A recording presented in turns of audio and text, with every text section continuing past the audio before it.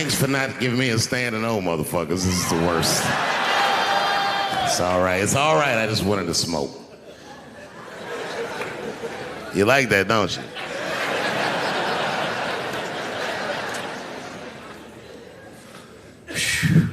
Okay. Before I did Killing Them Softly, when I was 22, HBO gave me the biggest opportunity of my life at that time. They gave me a half-hour special, but this shit was not like a special, you know what I mean? It was generic. It didn't even have a title. It was just Dave Chapelle. And I shot it in San Francisco at a place called Broadway Studios, which is on the second floor of a building. And beneath Broadway Studios is a nightclub. And the special was only supposed to be 30 minutes. And I got ready, I practiced, I did all the shit I was supposed to do. And the night that I taped, 20 minutes into my 30-minute set, I'll never forget this, music started blasting from the nightclub underneath. You could hear it real loud, and it fucked my whole show up, and I was devastated. I was a young man. I really believed in what I was doing, and I thought that my dream had been killed. So when I got off stage, I ran down the steps to the alley behind Broadway Studios and where the control trucks are parked, and I kicked that motherfucking door open, and I started yelling at all the producers. I was nobody in show business, just a guy that believed in us. I said, man, you fucked everything up. That fucking music, what the fuck were you thinking? And there was a guy who was a big-time producer, I ain't saying no names, and he stood up, and he said, hey, kid, sit the fuck down. He said, we didn't ruin anything. He said, we made a deal with that nightclub to not play music, and they didn't honor the deal. And I said, who didn't honor the deal? And he pointed to a guy. I'll never forget it. It was an old white man sitting in the Ford Taurus by himself. And he said, that guy right there. And I didn't waste no time or ask no questions. I went to that Ford Taurus and I beat on that window and I said, open the door, motherfucker, I want to talk to you. And that old man looked at me for 1 second and wisely drove the fuck off. And left me in the alley cussing at anybody who would listen. And 2 minutes later, literally 120 seconds later, couldn't have been any more than that, the doors of the kitchen in the alley of that nightclub underneath Broadway Studios flung open. And that old man was standing there, that same old man with reinforcements. He had 2 big goons with him, and he looked at me, and he was calm as a cucumber. He said, you, come here. I want to talk to you. I didn't know anything about the streets at this age. But I found out later in my life that these men were Russian mobsters. And I don't know what you guys know about the Russian mob, but these are the niggas that killed Denzel in Training Day.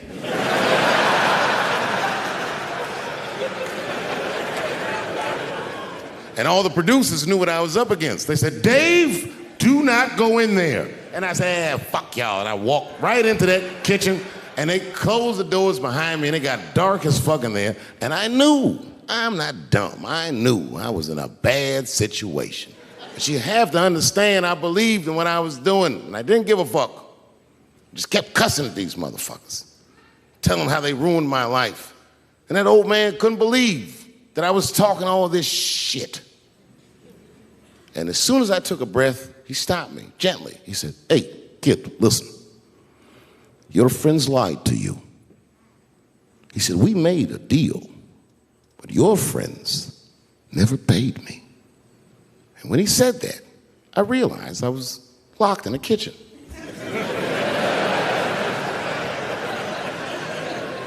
I realized he was telling the truth, which would make me wrong. And the very moment that I realized I was wrong, for the first time, I was afraid. You see, it's a funny thing if you believe you're absolutely right. You can get drunk off the feeling of how right you are. That's why gay people are so mean.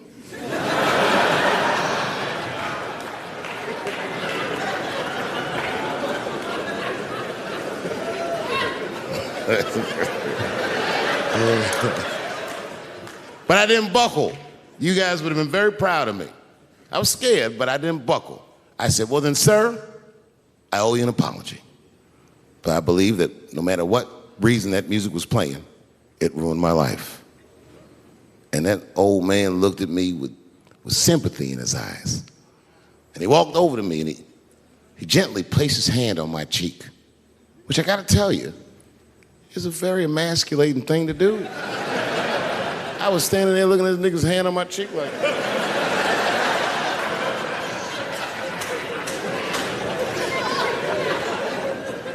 and he said, "You are a real man." And he tapped me on my cheek. Real soft. Just like that. The doors opened back up. The light from the alley flooded into the kitchen. And I just walked out alive. I lived to fight another day. And in that moment, I learned one of the most valuable lessons of my life, and I have to share it with you. And that lesson is this. In your life, in any given moment, the strongest dream in that moment wins that moment. I am a very powerful dreamer. Yeah, I'm not lying.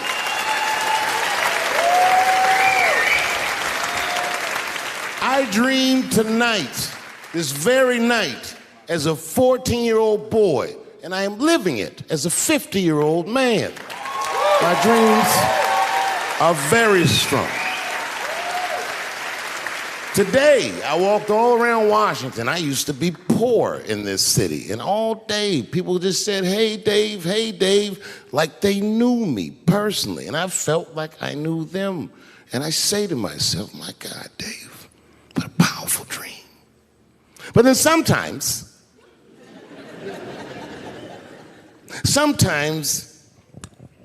I feel regular. Just feel like myself. Maybe I'll smoke some weed and be in some nightclub and feel shy. But I'll look across the nightclub and I'll see some guy that no one's ever heard of. But this nigga worked all week and got bottle service. And his bitches bringing Moet with sparklers to him. And I picture in my mind he's Persian. He's doing some kind of weird Persian dance. And he got 6 bitches at his table because he got so much liquor, and they all call him saying, "Go Cena, go Cena." And I'll be looking across the room like, oh my God, I'm in that guy's dream.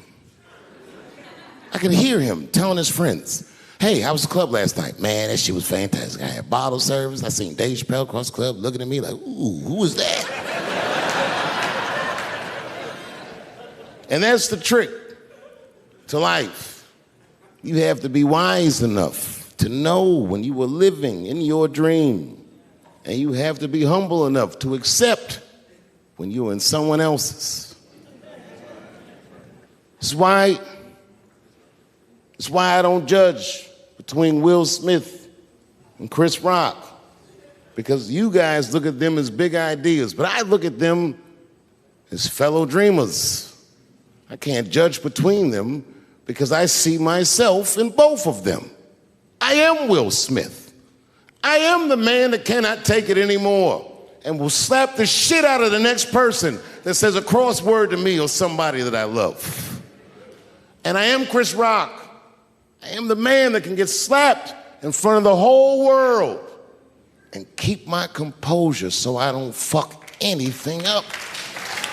That is what men do. Men make boundaries. Men enforce boundaries, and men test boundaries. And no man tests more boundaries than a trans man.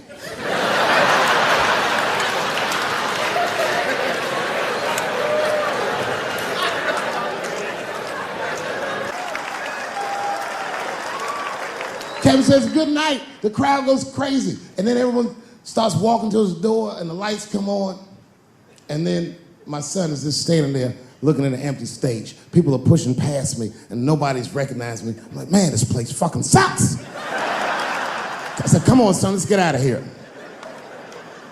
And then my son looks back at me and he says, Dad, please, I have to meet him. I was like, oh my God. So I took him backstage. I've known Kevin for years, but can you believe I was scared to knock on his dressing room door? I almost said, Son, I haven't seen him for a long time, and one of Kevin's goons opened the door. Hey, what's up, Dave Chapelle? What you doing, man? It's good to see you, brother. What you doing in this area? This is a terrible area. Yeah, actually, I live around here. Listen.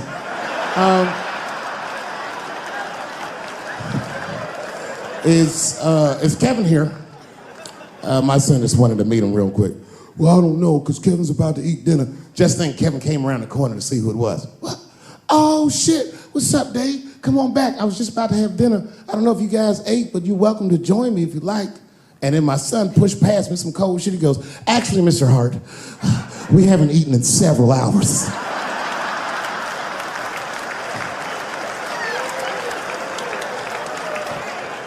Man, Kevin took us into his back room. This guy had a fucking spread. It was Tuesday night. This motherfucker was having Sunday dinner. It was steaks, chops, corn with butter all over it. My son was eating all fast, embarrassed me. I was like, slow down, son.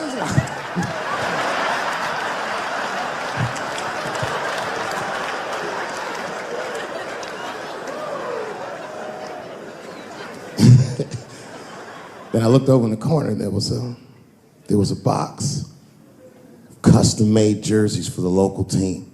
Each one was hand-stitched, and on the back they stitched on the K Hart on all of them. Kevin saw me staring at that box, and he went over and grabbed one of them jerseys, and he walked right to my son. He said, hey, little man, I want you to have this. And my son was like, thanks, Mr. Hart. This is when I got mad. He goes, if your father ever makes you mad, put that on. And he walked out.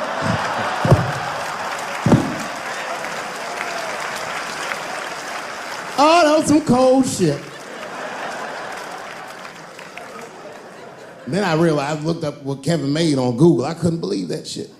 Kevin is the first comedian that a Drake song could be about. Kevin could walk around his house and sing All Me, and the whole song would still be true. Got everything, I got everything. I cannot complain, I don't even know how much I really made. I forgot, it's a lot. Fuck that, never mind what I got. And his wife be like, Kevin, come to bed. He'd be like, ho, shut the fuck up. I got way too much.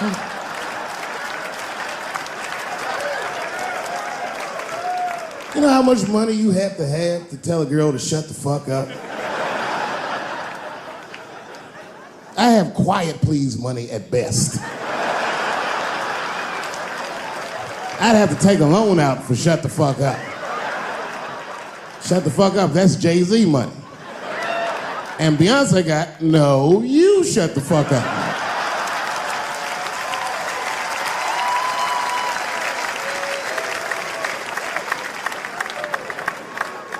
Let's not forget, I've never met Bill Cosby, so I'm not defending him. But let's just remember that he has a valuable legacy that I can't just throw away. I remember that he's the first black man to ever win an Emmy in television. I also remember that he's the first guy to make a cartoon with black characters where their lips and noses were drawn proportionally. I remember that he had a television show that got numbers equivalent to the Super Bowl every Thursday night. And I remember that he partnered up with a clinical psychologist to make sure that there was not one negative image of African Americans on his show. I'm telling you, it's no small thing. I've had a television show. I wouldn't have done that shit. Gave tens of millions of dollars to African American institutions of higher learning, and is directly responsible for thousands of black kids going to college. Not just the ones he raped.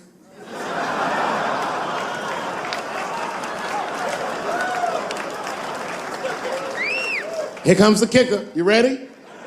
Here's the fact that I heard but haven't confirmed. I heard that when Martin Luther King stood on the steps of the Lincoln Memorial and said he had a dream, he was speaking into a PA system that Bill Cosby paid for. Do you understand what I'm saying? The point is this. He rapes, but he saves. And he saves more than he rapes, but he probably does rape. Thank you very much. Good night.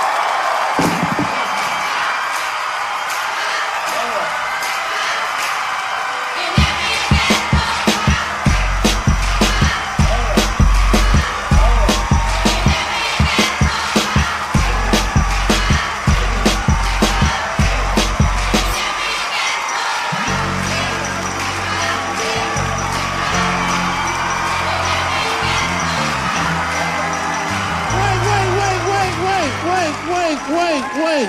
I forgot. The fourth time I met O.J. Simpson.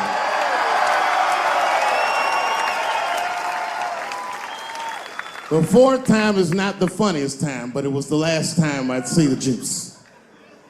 For some reason, I was at the Kentucky Derby. It's a very long story. This is right after I quit Chapelle show in spectacular fashion. There was a party hosted by Michael Jordan, and every athlete I'd ever admired was in that room. Yes. And then I saw a familiar face by the bar, standing there, drinking alone. It was Chris Tucker. Now, you have to remember, at this time, we were both technically missing. And we went over and were talking with one another, and motherfuckers were amazed to see us together. Seeing me and Chris Tucker at that point would be like seeing Bigfoot riding a unicorn. You wouldn't believe that's what you were saying. And then, through all the gawkers, a familiar face pushed through the crowd. Here he was again, the Juice. He had his camera ready. He was like, Dave, Chris, good to see you guys. Hey, come on, guys, let's all get together for a picture. And at the same time, me and Chris were like, no. I can't do that. Sorry, Juice, my career's too flimsy to survive a picture with you. That's the end. Good night.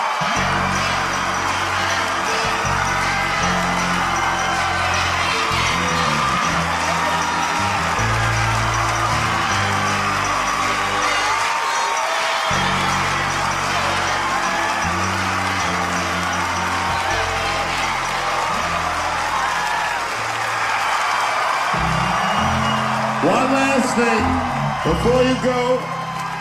I just wanted to acknowledge, for the real comedy fans, we can't not acknowledge it. We lost a fucking juggernaut in comedy this week. So I'm just shouting out the family and friends of Gary Shandling. Much love to you guys. My sincerest condolences. And for the hip-hop fans in the building, put two fingers up in the air for Tribe Called Quest and my man Phife Dawg. May you rest in peace forever and ever. Thank you for that beautiful music. Good night, everybody. Thank you.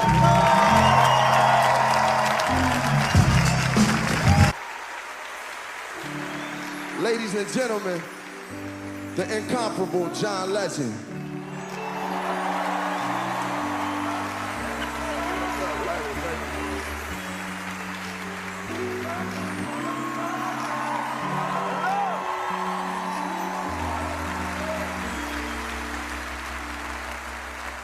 Not only am I a big fan of Dave's, but I grew up in Springfield, Ohio. Yes.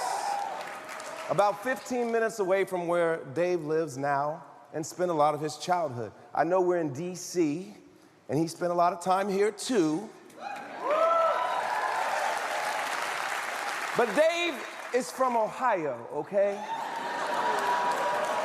We're claiming him. Most of the outstanding, bold-faced names from Ohio become famous after they leave Ohio. One could argue they have to leave Ohio to succeed. But amazingly, Dave still lives in the Buckeye State. He still lives in the kind of town that makes people wonder, why does Dave Chapelle live in that town? He lives in the so-called forgotten America. Dave never forgot about it. He has brought the world to Ohio. His annual musical jam sessions on a local farm are legendary. He's brought some of the greatest talents in the world together to celebrate life there, and recently, after the mass shooting in Dayton, to bring comfort after tragedy.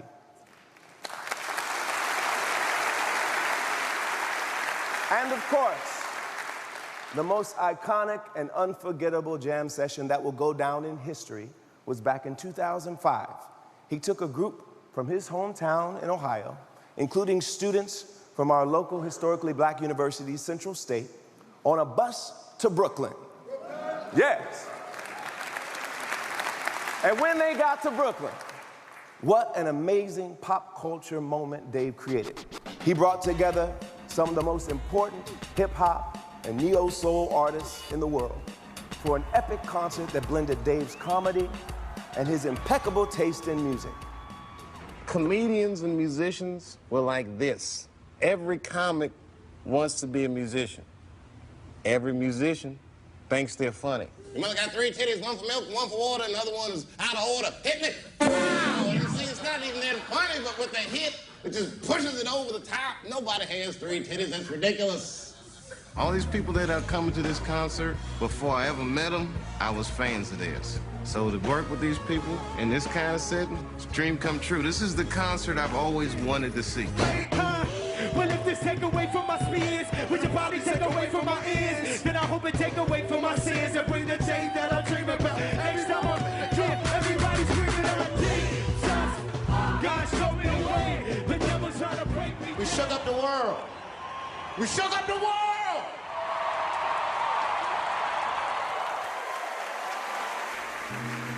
How y'all doing? My name is Q-Tip.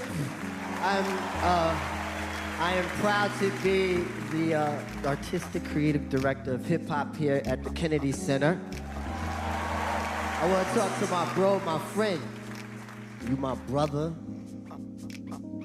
I love you. I've known this dude since he first started, and it was 1992 or 3, and he came on the bus, and he's like, "Hi, I'm Dave Chapelle." I was like, "Yo, you're Dave Chapelle. I know who you are. I saw Robin Hood Men in Tights." And I'm probably the only rapper that was watching Mel Brooks back then. I bought Dave his first suit when he did Letterman in 1995. Wow. Might have been 94. I took him to Barney's with my cousin. Wow. He was still wearing cross colors. Now don't tense up on me. I want you guys to think I'm like an angry black guy. I am an angry black guy, but you know what I mean? I have a right to be an angry black guy, though. It's different for me. See, I don't know if you guys believe in reincarnation or not, but I have been black 4 lives in a row. I need a break. People always say to me, "Man, Chappelle Show looked like a blast. Was it fun?" It wasn't. It wasn't fun at all. It was hard. We'd have to stay awake for 48 hours at a time just to keep up with the schedule. We were bombed out and depleted. We were lumped up. We both had erectile dysfunction. I told Dave about mine, and he goes, "It's because we're using laptops too much, man." And then he goes, "Plus, we're not as young as we used to be." Meanwhile, there's no causal link between laptop use and erectile dysfunction. And also, we were 29.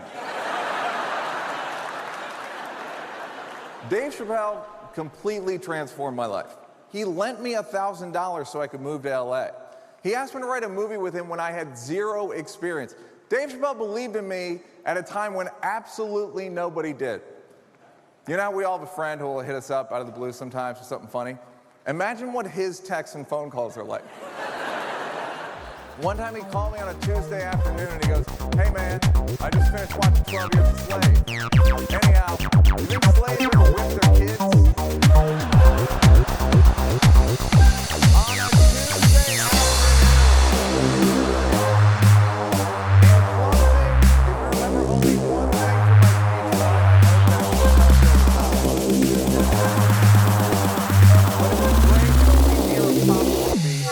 Because of that guy.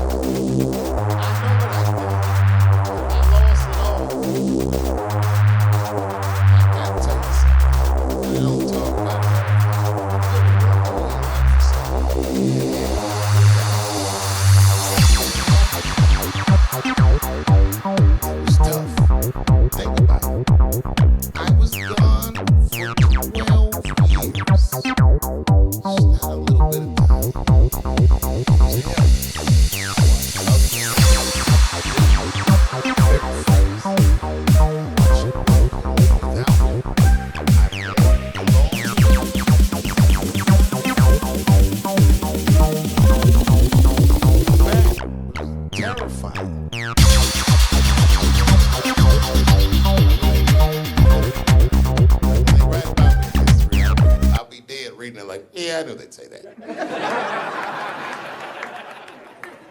They said that a person can't dream of a face they've never seen. Can't believe that's true, but it's probably true. Boy, I got a long bank of faces. 32 years, I could close my eyes, I could think of any night. There's so many faces. Every night, most nights, they're all looking up, smiling. You have no idea what the world looks like from there. All different races, all different colors, all different kind of beliefs, just looking at me, smiling for 32 years, night after night.